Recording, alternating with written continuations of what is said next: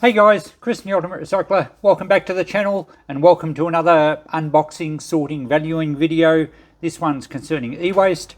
I mentioned in my last video, which was just yesterday, that someone was going to come into the shop today and drop off some e-waste. 3 boxes here. I can see one box is just full of wire or cables, but there's stuff in the others. Let's go through it and see what value we got and see what we can save from being thrown out. Okay, let's get into the first box of cable. This should be relatively straightforward. The family are cleaning up a deceased estate and there's stuff in the shed, and they know that I take e-waste. That's just speaker wire. And I said, you know, anything electrical, drop in the shop and I'll make sure it's recycled in some form or another. It saves them taking it out to the tip. There is e-waste crates out at the tip to allow for recycling, but it all basically just goes into the waste stream. Now at least I get a chance of pulling out some saleable stuff, keeping some stuff in the circular economy rather than all just being trashed. That looks like telephone cable. We'll keep that separate. So I get to sort it out, which is fun. I get to make some extra dollars, which is even more fun.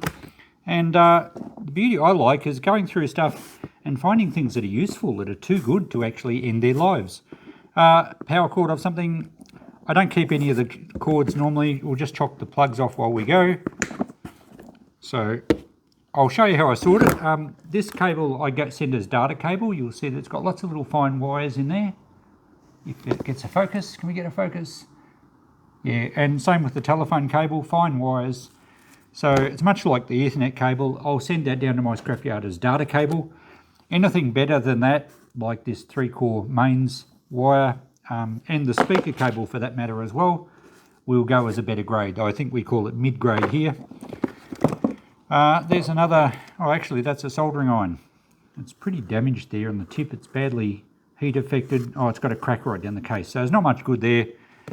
Not worth trying to save. We'll get the cord off that. The plug is actually a rewirable one. And sometimes these plugs are handy when they go at a 90-degree angle. I'll chop it off, but I'll keep that because it might be handy.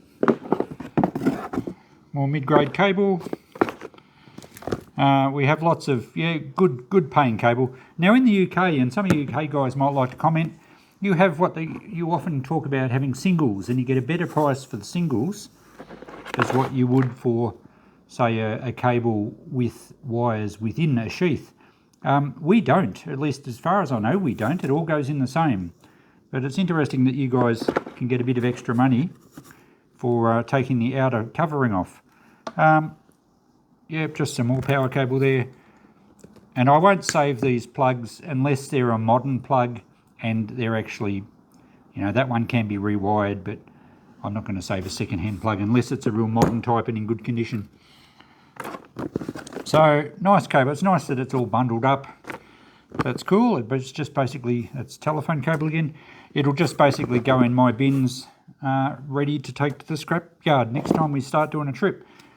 The soldering iron, there's not really any scrappable value in that. It's a little copper tip and it's so badly burnt away, I'm not going to try and save it. It could go in your shred, but I'll put it in my bin to go out to the e-waste here. As I do with these old plugs, I don't save the prongs off them, I just don't have time to do that. So that just goes to the e-waste. This spool of wire is probably almost mains grade. It's probably a heavy speaker wire, but it's got a few nicks in it. It looks like it's had bits cut off it, so that can just go, I'll take that off the spool and that can go with my mid-grade. Same with the housing wire. That has got an earth strand in it, which sometimes they pull out very easily, and of course once you rip it out through the outer casing you don't have to strip it. So I can go in with my Milbury copper. The other wires are actually too thin to worry about stripping, but I'll probably pull the earth wire out. I'll put that separate for the moment. More data cable, lots of little fine wires in there. And this looks like wiring from a trailer or something, from an automotive loom. It's heavy enough to go with the mid-grade. A bit more house wire there, and that has an earth wire as well, but it's also got a coating on it as well. So I'll only try and get the earth wire out when it's actually not, it doesn't have its own sheath, and same with this one. You can see the earth cable there doesn't have plastic on it or PVC, so we'll take that one off. I'll put that with the other bit. I'll separate them soon. I'm not sure what this big heavy cable was, but it's a super heavy data cable. There's lots of wires in there. It might be telecom or something. But that will go in my data cable bin. We better not get too much dirty stuff on Christine's counter. And we have more of it too. Alright, so lots of data cable. And this one as well. We might weigh all this wiring up when we're finished so you can get an idea how much I got. There's an audio plug from something. We'll chop the plug off. It's very fine wire, that multi-stranded, so I'll put that in with the data cable. Some more mains cable here.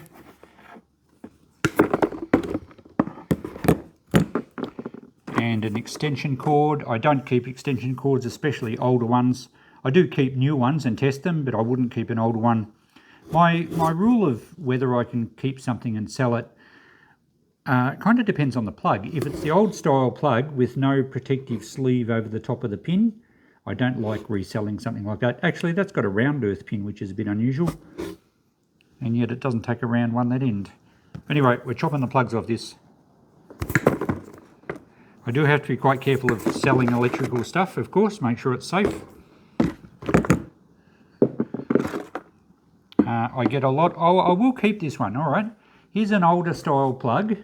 It's a 2-core power cord, no earth wire, and it's got a very old style push-on plug, that end, and that suits some of the early radios. So if I'm restoring an old transistor radio and I don't have that plug, I'm in trouble. So I will take this one home. I do have a box full of these old cords, and every now and again I restore a vintage transistor radio and I need a cord for it. So that's too good to scrap. Okay, this plug. I used to save these more modern ones and put them in the shop and just sell them at $1 each, because there's always people looking for a replacement plug. But even though this is quite modern with the more modern wiring and the nut on the tail there, it still hasn't got those insulated pins, and I think that's a legal requirement now in Australia. I'm not sure, let me know if you know for sure, but there's no insulation on these pins, which makes it possibly dangerous to sell. And another one of these radio type cords, but the plug's been chopped off that end, so they can go with our mid-grade wire. So there we go, we've emptied one box. We might weigh, we'll weigh the wire up at the end because I might get a bit more out of the other boxes. Okay, we've just unwound the earth cable from amongst those wires, and we've got some nice clean number 1 or Milbury copper wire, so they can go with our mid-grade. And we've got this other one to do. Hopefully it peels out nicely because I don't want to muck around stripping wires. But usually the earth one, if we make a start, usually the earth one will actually pull out. Yep, look at that. So it didn't take too long. Now we can wind this up. And the good thing is that it actually didn't pull the other wires out of this casing. So we just can send that off as mid-grade. It's still got 2 wires in it. Probably cheating just a little, but the company allow for plenty of insulation in their price, I'm sure. Well, they do, otherwise they'd be paying us a lot more for the copper. So there's a little bit more earth wire, beauty. Okay, let's see what's in the other boxes. There's some interesting looking stuff in here, and I have not looked. And we will have to do some checking on this, I'm sure. This one's a Sony 1-point stereo electret condenser microphone, ECM99. I assume it's in here. Oh, here we go. Oh, look at that. That's probably a very good microphone. Sony being a reasonable brand, it's an impressive looking microphone. It's got a bit of a vintage look to it. The case is of vinyl. What's the font like? Might be 1980s at a guess, I'm not sure. We have the booklet with it. We have, oops, oh, that's a microphone holder to go on the end of the stand. Certainly got to research that one. I might have a date here somewhere. Tokyo, Japan. Hopefully they haven't left a battery in it, which it says do not do. for more than 6 months. It feels very light, so I'm sure it hasn't got a battery in it. I'm not sure how to get into it.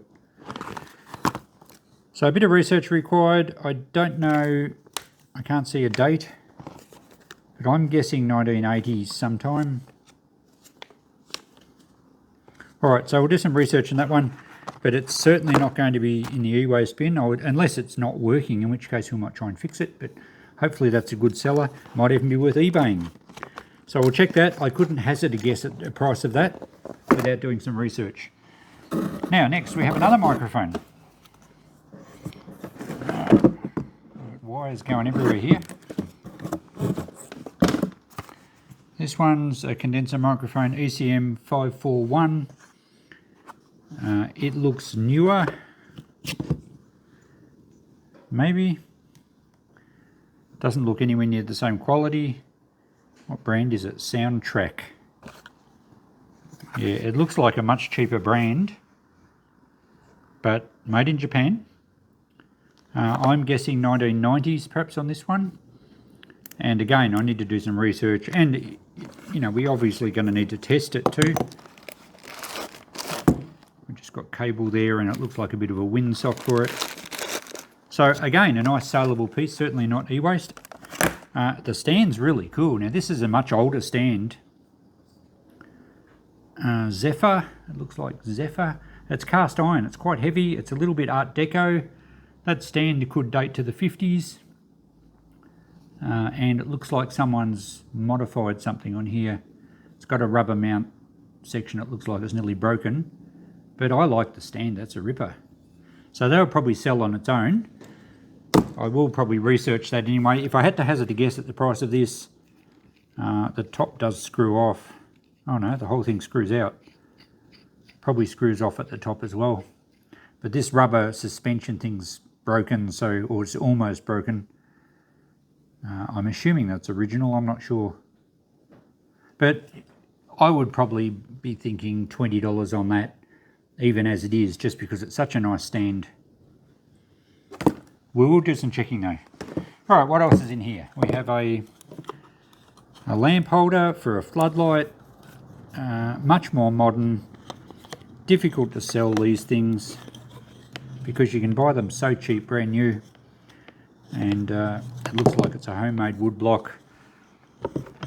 I think we might put $5 on it in the shop and see how we go. Someone might well have a use for it. I think you could probably screw some sort of modern LED globe into that. You could probably buy the original incandescent floodlights, I'm not sure. Yeah, we'll put $5 on that and see how we go. Okay, we have some new PowerPoints, new old stock. I reckon we'll just probably put $5 on the 3 PowerPoints. We have some more microphones. The guy must have been into recording in a big way. That's a very heavy, sturdy microphone. I can't see any brands on it. Don't know about that one. And the other one looks like more of a 70s, the sort of microphone you'd get with a cassette recorder or a reel-to-reel tape player. I don't think it's going to have much value, but this one's quite heavy. We'll need to find out what brand it is and maybe a model number. And we can test it through an amplifier at home, I guess, and see if it actually works. Pretty hard to research when there's no brand. But, you know, I would take a punt at $20 and just call it a vintage microphone, $20. If I test it and it works, I think we'd get that. It may be worth a lot more, but it's pretty, as I said, it's hard to tell without doing some research, and we've got nothing to go on. That one's possibly just $5. I'd say that's a 70s era one. And this one, well, it's Phillips head screws. It's no earlier than the 70s. Perhaps it's a similar age. I'll make a list at the end of this video, as I do with my other videos. Now, what do we have here? A cord coming out of a mysterious box. And it's a foot switch or foot pedal. We've got three wires or 3 pins on the plug. I'm guessing it's a switch.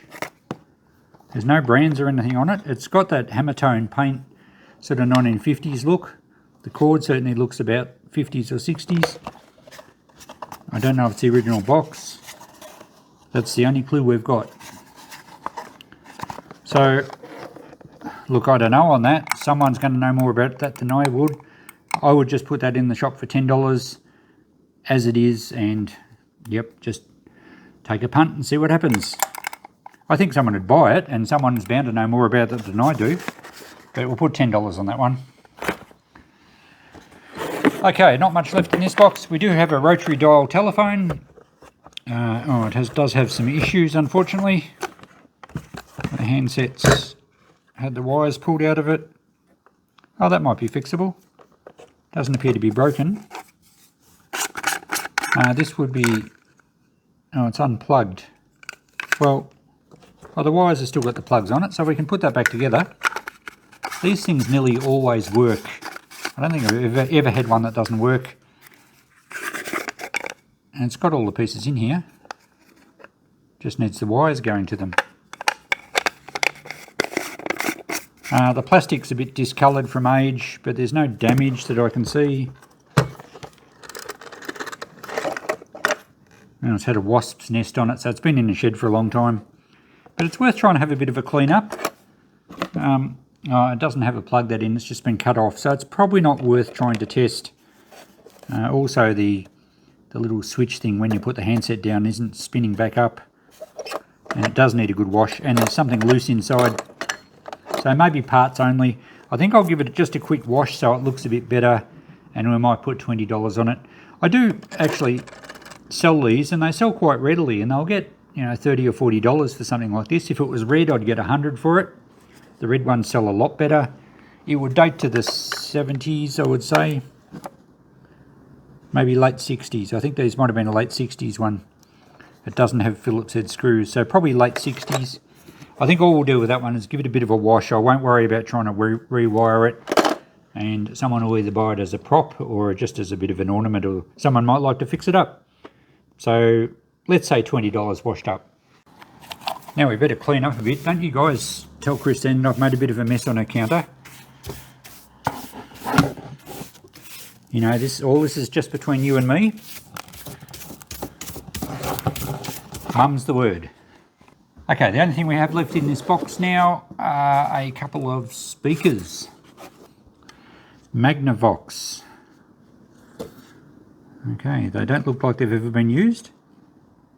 The voice coil feels really good. There's nice movement there with no scratching. So, nice looking speaker. I assume the other one's the same. Yep. So, a nice pair of Magnavox speakers. Maybe 1970s. I don't know if it's a date code, 974. 8WR might be 8 ohms perhaps. It doesn't say anything else on here other than great care should be taken with the diaphragm. So anyway, nice speakers. I think they'll sell quite well. I might just check eBay to see if Magnavox bring any money. I don't know if they were a good brand or not. They're Australian made, so that's kind of cool. I would be thinking I'd put maybe $30 on the pair. New old stock vintage speakers. And we'll see how we go with that. Let's keep them back in the box so they're safe. Okay, the last box, we have a plastic tub. Now, I haven't been through this stuff, so I'm enjoying this as much as you guys are, probably more, because it's mine. We have just a little fluoro torch light thing. I assume it takes a power pack. Torches and lights and camping lights, all this sort of stuff, just get hardly any money at all nowadays. It's really hard to sell them because everyone's gone LED. I will keep the tube because occasionally I'm restoring something that needs one, so I'll keep that. I might just pull this apart and see if there's any scrap value. Actually, I won't. It's all plastic. There's only going to be a couple of wires and that's it. Made in Hong Kong, so probably almost definitely 1970s. It's as light as anything, so there's not going to be any scrap value. We'll just put that straight in the e-waste box. But I will keep the tube because it's an unusual size. Never know when I'm going to need one of those. Alright, what's in this foam box? We have... Ooh. This looks interesting. This looks like a tone arm for a record player. And it looks it's brand new old stock. know if it's got an actual cartridge in it. No, there's no cartridge. However, it's clearly brand new. I hope there's a brand somewhere. We have fittings and the mounting boss for it, and the cable. But I don't have a brand. That's going to be really difficult to find out anything much about it. It looks like a quality piece. It's very heavy. It feels like a quality piece. This may be something that I might have to actually put on eBay and just describe it as best I can, and start it at, you know, $20 or $30 and just see how we go. I could maybe start it at 50 and go fishing. I'm assuming that, I don't even know where that went. Did that go that way? I'm assuming that whoever spends money on it is going to know much more about vintage audio stuff than I do. So it's the original little foam compartment for it. If I put it in the shop, I'll just put maybe $25 on it, and someone could be getting something worth a few hundred super cheap, or it might not be worth any more than that, if that. I don't know. Sometimes I just need to take a punt. But this is why I like eBay, though. I can put it on eBay and go fishing, and hopefully someone will recognise it. Someone will know a lot more about these things. If it is a rare one, the people will find it and the bidding will take the price up. It's always fun eBaying like that. But it's a shame that there's absolutely no brand on it. It makes it very hard to research. We'll do a little bit more checking before I write down a figure for that one. Okay, what else is in this box? We have a very dirty Sanyo cassette radio, probably from the 1980s. It's FM radio, so yeah, it'd be late 70s at the oldest. It's got some issues other than being very dirty. I think the case is cracked. It's got tape on it here.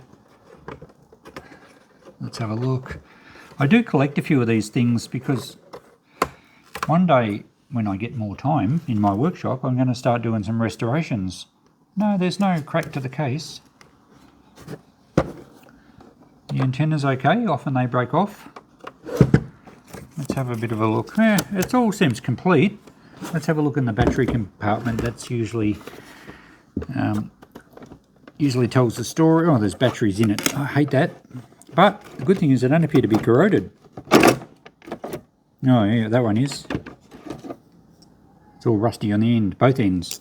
But we haven't had any battery acid get into the works. Oh, that one's badly corroded. But as I said, it looks like the radio itself is clean enough. That's all. The terminals aren't rusty, the battery terminals, that's good. Alright, the battery cover clips aren't broken. So as dirty as it looks, oh, let's see, there's more tape on this side. May have been dropped, but I can't see any cracks. I was expecting the corner to be broken out. I don't know why it's been taped up.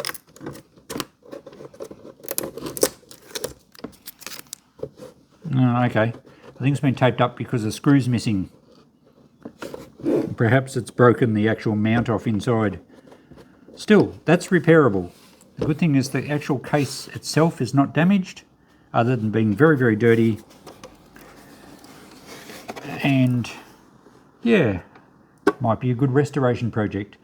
As far as values as it is now, look, it's not quite old enough to be worth eBaying, but it's sort of something that's likely to be collectible a little bit more down the track. It probably is now, but it won't get a lot of value. Someone has scratched FM or something into the plastic dial, at least the dial glass.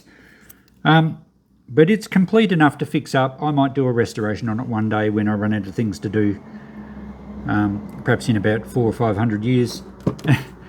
But yeah, I'm not going to sell it as is. If I was going to, I would give it a quick clean up and I'd put $30 on it. And look, if it actually all worked and it cleaned up, I'd probably put 50 on it. But it might be a fun restoration down the track. I don't think it's worth really anything much as it is, because it would take a lot to get it presentable. The good thing is the batteries didn't corrode. I have a tub for batteries that go out to the transfer station, so I don't put them in the bin. Okay, last few things in this tub. we have a speaker where the paper's been totally torn out. It's a Magnavox as well, 15 ohm, but yeah, that one can just go in the shred steel, not worth trying to do anything with that. Oh, we'll put it with the e-waste. What do we have here? A box. It's a box that contains dangerous voltage. Oh, it's a Yamaha power adapter, model PP1. I don't know what it's an adapter for. We have some terminals that end. It's quite heavy, so it might have a transformer in there. I might have to look up what a model PP1 Yamaha is. Maybe it's a keyboard or something. It's clearly a vintage one. The plug looks like it might be 1980s or 1990s. We'll check that out. There's a fair chance I'm just going to chop the cord off that and put this part in the e-waste, but we will check that. Delving deeper into this tub now, we have a heater, a Mistral Sunray heater, very dirty again. It's been in the shed for a long time. What are we going to do with that? It's not worth fixing these things. It's all been over hot and melted the plastic case, so it's no good. So that one can have the cord amputated. That can go to the e-waste transfer station.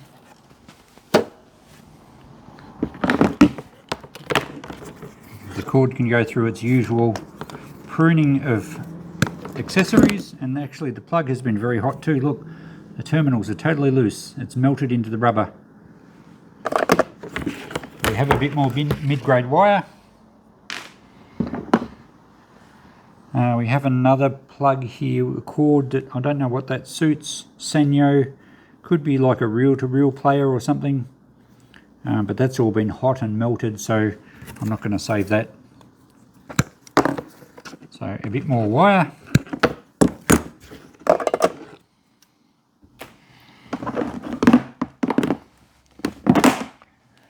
And we have even more wire.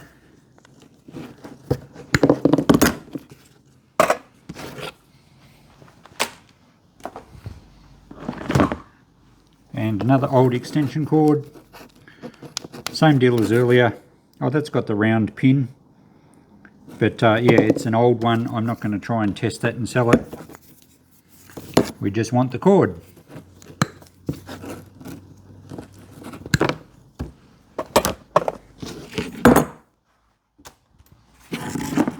Okay, last few bits. That's clearly off a electric blanket.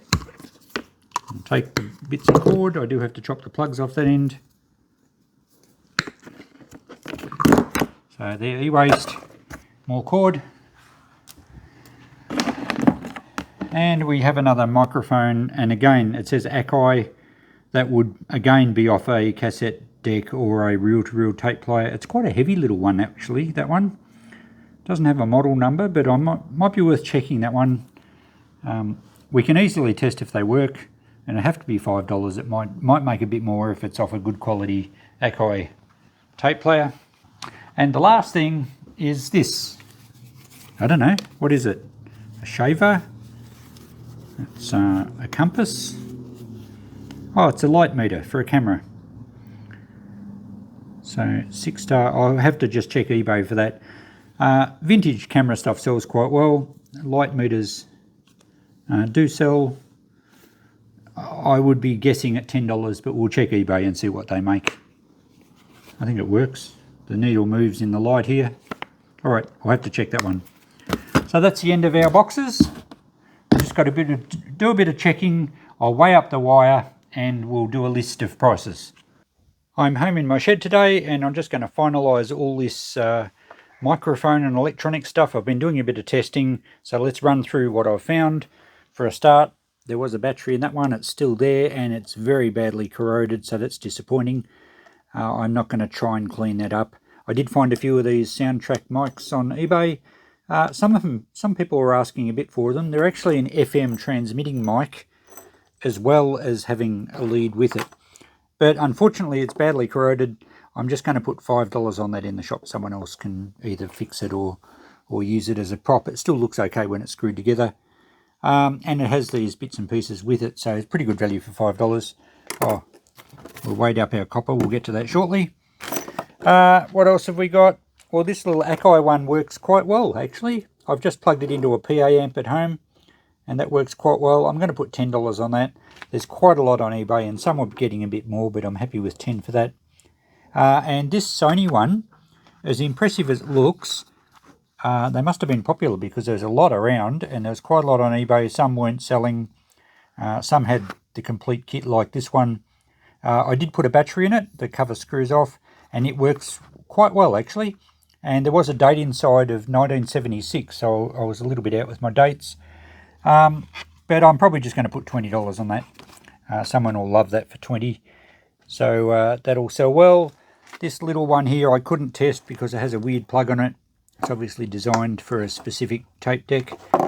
We'll just do $5 untested on that one. This one I did try and test, and all I could get was some bad crackling, so I think it's got some wiring issues. I couldn't get it apart. I'm not sure if this one has a battery or not. I'm just going to put $5 on that one, basically untested, or, you know, with a fault, and someone can sort that out. What else have we got? I did some more checking on this radio, cassette radio, and I actually found a couple that sold, one for $200, one for $100 and something. There's a few of them around, and they seem to be getting pretty good money. So this stuff's becoming more and more collectible. I haven't checked this sort of stuff for a while, and clearly it's going to be quite sought after as it gets older. So I think that's going to be a project. I toyed with prices earlier in this video. I'm going to nominate just $10 as it is, because, you know, that's probably all it's worth in this state. But I won't actually sell it. I think we'll try and fix it up. The power pack here, turns out it was off a Yamaha, or it is off a Yamaha keyboard, I guess correctly. I think it was a PS20. It suits 1980s vintage. And I checked those, and quite a lot of those are selling well on eBay too for $150, $200. That's for the entire keyboard. And this, I believe, actually is a battery pack replacement. It's like a cartridge, and it slips in where the batteries go. So there's probably going to be people around with this vintage Yamaha keyboard that are running on batteries and don't actually have this pack. So we'll test this shortly. If it tests okay, we'll clean that up and probably put it on eBay. Bit hard to work out a value on that one at this stage, so we'll just leave that one float for now. And the other thing that I've been doing some checking on is this really nice, impressive looking tone arm from a turntable. I looked everywhere and I couldn't find a brand on it. It's beautifully machined. It's quite heavy. To my mind, it's a quality piece, and I just browsed through tone arms on eBay, completed items, and there was lots of them, and some of the high-end ones were making in the thousands of dollars, and lots of them were making many hundreds. It's a shame I don't have a brand or a model number to search, but I think it's a very good piece. It's got the proper cable that plugs in to the wiring runs down through here, and there's a plug in the bottom of here, and that's your anchor point where it swivels through. And it's got adjustable weights for the tracking. But yeah, unfortunately there's no brands. Really hard to put a value on. For the purposes of this video, I'm gonna put $50 on it for my notepad, but I think I'll put it aside, and when I get back into eBay, I will throw it on eBay. It may make a few hundred. It might get one bid of 50. It mightn't sell.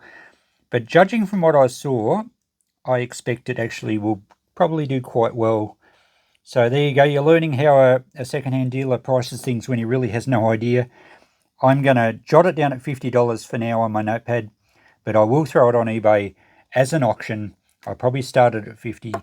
I'll do that down the track. I'm not in eBay mode at the moment, and I would expect that it's going to get bids and it could go high. If it does, I will put a comment back under this video. It doesn't matter how long down the track it is, I'll remember this video. I'll perhaps pin a comment and let you know what it actually made.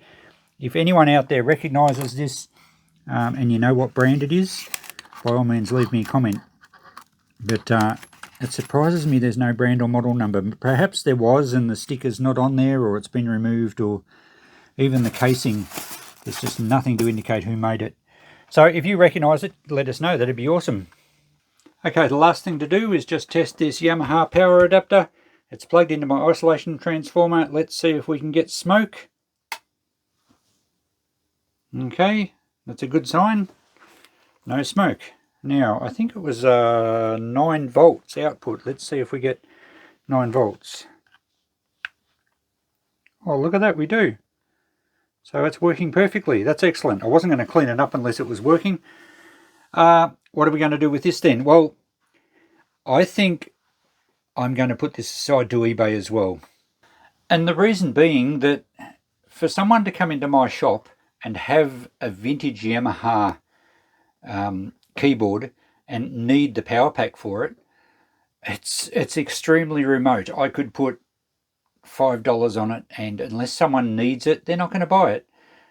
The right person may pay quite a lot, particularly if they've got the keyboard and they need the power supply.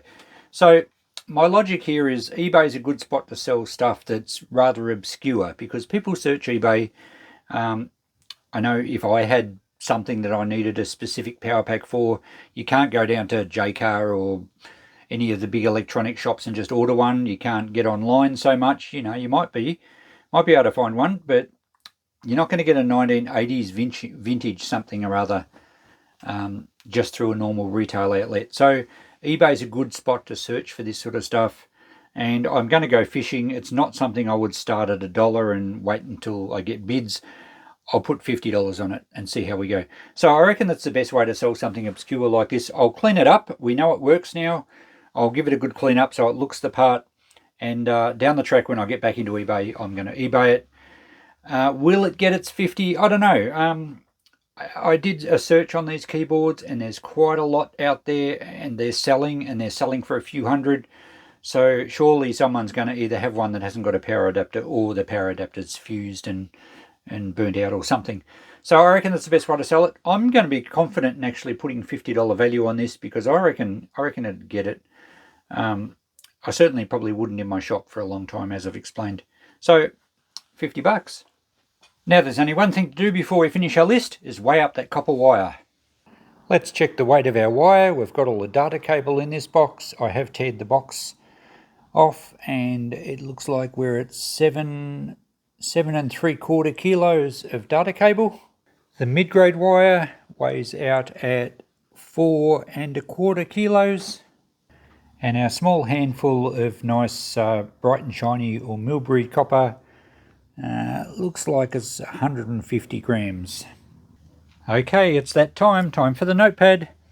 Let's go straight to the total, $314. Now, that's a little bit subjective, of course, but that's what my list adds up to. Let's go through it quickly. The Sony microphone, I think, will easily get 24. I told you most of the rest of them were going to be $5 each. I don't think I altered the prices too much through all this. The foot pedal, I might have said 10. I reckon 20. I did find a few similar on eBay that were selling. The speakers, I went for 40 instead of 30. That tone arm, look, that 50 could turn into 500. I mean, no idea. And that's what I love about my business. It's so much fun. We can't go wrong anyway. I'm sure someone would pay 50 for it through the shop, but I'm going to throw it on eBay, as I said. The cassette radio, $10. Now, that's going to be a fun project, and by the time I get around to it, it might be worth $200-300. I don't know, assuming I can get it fixed, but I think it'll be all right. So there's some fun projects down the track. The power adapter, that could do anything. I did find one when I googled the model number. I found one on a Bulgarian site. I had to translate the language and the currency, and he was looking for $120 Australian. So yeah, look, don't know. They're obviously hard to get. The other stuff, and look, here we go, the copper wire, the data cable, $23, the mid-grade wire, $14, the Milbury copper, it wasn't quite $2, it was about $1.50, but you know, the price might go up before I sell that too. So there we go, $314 is a fairly conservative figure in my pocket as a part of my business from e-waste that was going to be thrown out, and most of it I'm going to keep in circulation. We did have a handful of plugs that will go to the e-waste transfer station, but Oh, and the heater, that old heater, I might pull the case off and grab the electric motor out of that, but I didn't write down anything for that. But the whole point is that we saved all this stuff. All right, it wasn't really going to go into landfill, but we've saved it going into the waste stream. So most of it now will continue to exist in one form or another. It'll be loved by collectors. It'll be recycled as copper. It'll be directed to where it gets the best value. So how good's that? And we make money out of it as well. So that's what I'm all about. I do enjoy doing this. I like saving things. I'm looking forward to repairing that Sanyo cassette radio at some stage. Anyway, it's all good fun. Thank you for watching. I hope you're having good fun too. I hope I can teach you a little bit about things just don't have to go in the bin when you're over them. We can turn it into cash. We can have a lot of fun and satisfaction saving it and help our planet. Thanks for watching, guys. We'll see you in the next video. Bye for now.